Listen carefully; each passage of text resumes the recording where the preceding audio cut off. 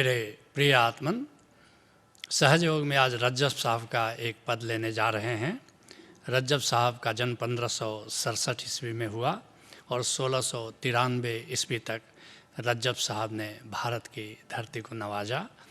रज्जब साहब संत दादू के शिष्य हैं, पठान कुल से आते हैं, लेकिन राम के प्रेम में जो पड़ जाता है, जो गुरु के प्रेम में पड़ जाता है, उसके लिए सारे मजहब अंत में धार्मिकता में बदल जाते हैं। जहाँ सारे धर्म एक हो जाते हैं उसी का नाम धार्मिकता है। ओशो ने बड़ा प्यारा शब्द दिया है धार्मिकता का।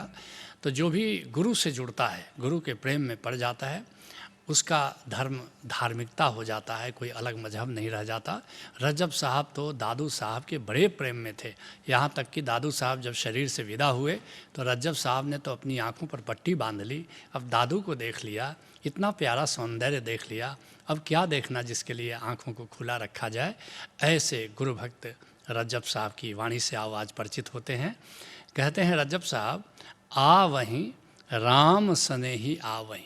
आज उनके घर गुरु दादू आ रहे हैं, गुरु आ रहा है, उसी की ओर इशारा कर रहे हैं। आ वहीं राम स्नेही आ वहीं। आज राम के स्नेही मेरे गुरु मेरे घर आ रहे हैं, मेरे आंगन में आ रहे हैं, मेरे द्वार पर आ रहे हैं, मुझसे मिलने आ रहे हैं और वे बड़े खुश हैं, बड़े आनंदित हैं। और इससे बड़ा आनंद नहीं हो सकता जब कोई तुम्हारे घर पर आए, गुरु आए तुम्हारा, जिसके लिए पलटू साहब कहते हैं, संत स्नेही नाम है, नाम स्नेही संत। नाम जो है, गोविंद जो है, वह संत का स्नेही होता है, वो संत को प्यार करता है। और नाम स्नेही संत, और संत नाम को प्यार करता है, दोनों एक दूसरे को प्यार करते हैं। नाम स्नेही संत, नाम को वही मिलावे। संत नाम का स्नेही होता है, और तुम्हें भी अगर नाम से कोई मिलाएगा, गोविंद से मिलाएगा, राम से कोई मिलाएगा, तो संत ही होगा। संत को छोड़कर कोई भी तुम्हें गोविंद से नहीं मिला सकता। वे हैं वाकिफ़कार, मिलन की राह बतावें। वे जानकार हैं, वे स्वयं गोविंद से मिले हैं और तुम्हें भी गोविंद से मिलने का मार्ग वे ही बताते हैं, वो भेद तुम्हें वही बताते हैं। कहते हैं रज्जब साहब, आ वहीं राम स्नेही आ वहीं। राम स्नेही संत आज मेरे घर आ रहा है। तन मन मंगल होई परम सुख। मेरा शरीर पुलकित है, मेरा मन पुलकित है, एक परम आनंद घटित हो रहा है। जिसके लिए सुंदर दास जो दादू साहब के दूसरे प्यारे शिष्य हैं, कह रहे हैं, आज मेरे गृह सतगुरु आए। आज मेरे घर सतगुरु आया है। प्रफुल्लित कमल अंग सब पुलकित। मेरा अंग अंग कमल की तरह खिल गया है और प्रेम सहित मन मंगल गाए। और बड़े अनुराग से, बड़े प्रेम से मेरा मंगल गीत गा रहा है अपने गुरु के स्वागत में, अपने संत के स्वागत में। कहते हैं रज्जब साहब, आनंद अंग न मावही। इतना भीतर से आनंद का झरना फूट पड़ा है कि अब मेरे शरीर के भीतर वो समा नहीं रहा है। वो झरना लगता है कि बहता हुआ सारी सृष्टि को जैसे आप्लावित कर देगा। ऐसा आनंद मेरे रोम रोम में, मेरे कोश कोश में व्याप्त है। जिसके लिए गुरु अर्जुन देव जी कहते हैं, शांति पाई गुरु सतगुरु पूरे। पूरा गुरु के मिलने से क्या हुआ, सारी उत्तेजनाएं विदा हो गईं और एक शांति मिल गई। गुरु के सानिध्य में जब तुम भी उठोगे, बैठोगे, तो तुम भी इस बात को नोट करोगे कि तुम्हारी उत्तेजनाएं सब विदा हो जाती हैं। जहाँ संत के पास तुम बैठे, कोई तुम्हारे भीतर बेचैनी नहीं रह जाती, कोई संताप नहीं रह जाता, कोई ताप नहीं रह जाता, कोई उत्तेजना नहीं रह जाती, कोई दुख नहीं रह जाता। उसी की ओर इशारा कर रहे हैं। शांति पाई गुरु सतगुरु पूरे, और सुख उपजे बाजे अनहद तूरे। भीतर से एक अकारण आनंद, एक अकारण प्रफुल्लता तुम्हें घेर लेती है और एक परम नाद गूंज उठता है, जिसको तुम महसूस कर सकते हो। कहते हैं रज्जब साहब, अधिक उत्साह मुदित मन मेरे। न केवल भीतर आनंद भर गया है, बल्कि एक उमंग आ गई है, एक उत्साह आ गया है, एक उत्सव आ गया है, और मेरा मन बहुत प्रसन्न हो गया है, बहुत पुलकित हो गया है। जिसके लिए गुलाल साहब कहते हैं, सोई दिन लेखे जा दिन संत मिलाई। याद रखना, जितने दिन तुम संत के संग में जीते हो, कि सुमिरन में जीते हो, कि समाधि में जीते हो, बस वही दिन काम का है।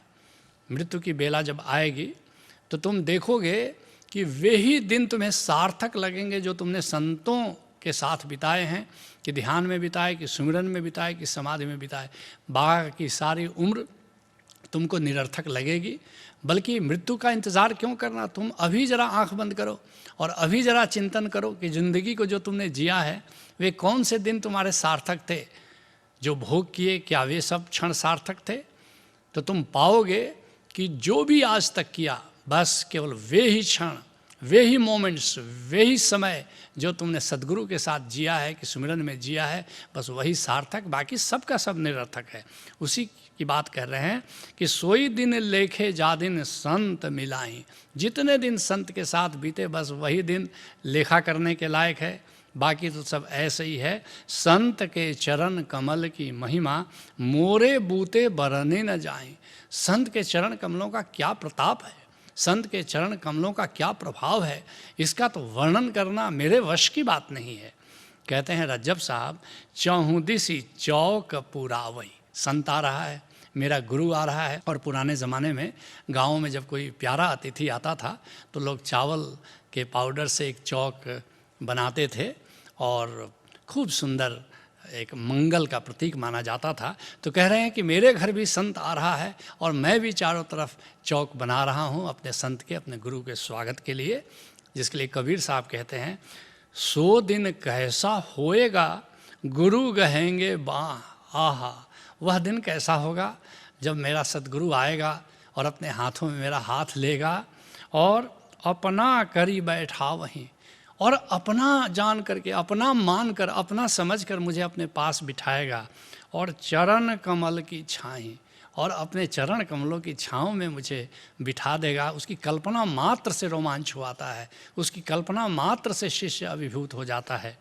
कहते हैं रज्जब साहब, बलि बलि जाऊँ अघाऊँ न कब हूँ।